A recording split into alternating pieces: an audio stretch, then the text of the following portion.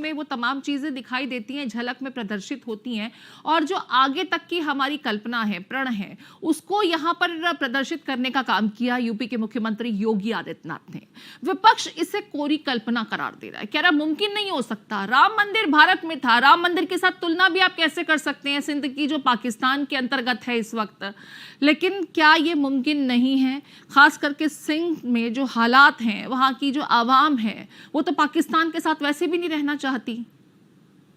देखिए, बिल्कुल, देखिए, जो सिंध में जब सिंध 1947 के बाद पाकिस्तान का हिस्सा बना जी, 1941 में जब पॉपुलेशन का जो सेंसस किया गया, तो जो सिंध की जो जनसंख्या थी, तो 25 से 30% हिंदू थे। और जो सिंध है वो दो हिस्सों में बटा हुआ था 1947 में, ईस्टर्न सिंध और वेस्टर्न सिंध।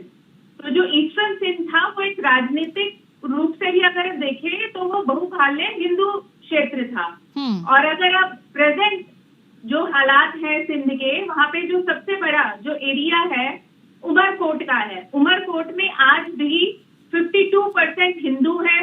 सोधा राज परिवार जो एक हिंदू राज परिवार है, उन्हीं के ही परिवार से MP MLA बनते हैं जी। तो कहीं ना कहीं एक जो हिंदू है, वहाँ पे हिंदू के जो हक हैं उनको कैसे सिक्योर किया जाए, उनको कैसे सुरक्षा दी जाए, उनको कैसे एक सुरक्षात्मक भावना का एहसास हो।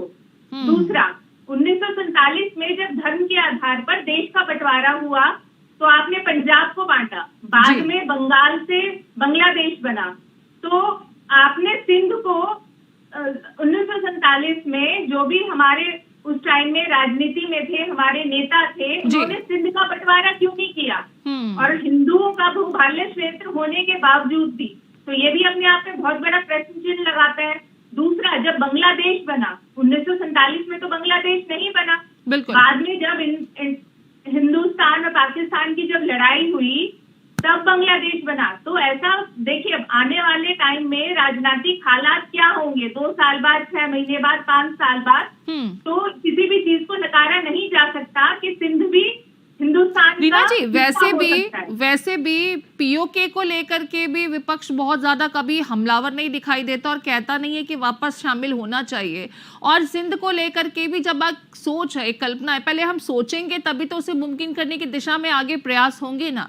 यहाँ तो सोच को ही नकार देना सिरे से कि नहीं नहीं वो पाकिस्तान का हिस्सा है, हमने मान लिया है और अब इसमें कोई बदलाव नहीं हो सकता। विपक्ष की ये सोच, क्या इस सोच को राजनीति से उत्प्रोत ना समझा जाए? वो कहते हैं बीजेपी राजनीति करने का काम करती है, उन्माद फैलाने की कोशिश करती है इस तरह की टिप्पणियां करके, लेकिन ये कोशिश तो विपक्ष के खेमे से भी हो रही है ना।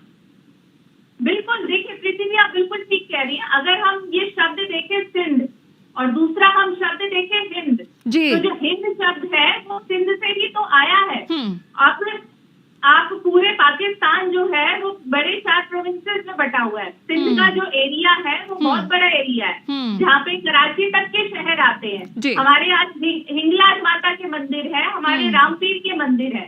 तो अगर एक बांग्लादेश बन सकता है मुस्लिम बहुभाल्य क्षेत्र, तो हिंदू के लिए सिंध क्यों नहीं हिंदुस्तान में मिल सकता? और आने वाले टाइम में बिल्कुल और बिल्कुल सिंध प्रांत से तो रुक रुक करके इस तरह की आवाजें, और हाल के दिनों में, हाल के कुछ सालों में अगर बात की जाए तो प्रधानमंत्री नरेंद्र मोदी की तरफ बड़ी अपेक्षा के साथ वो लोग देखते भी हैं। वहां पे कई प्रदर्शन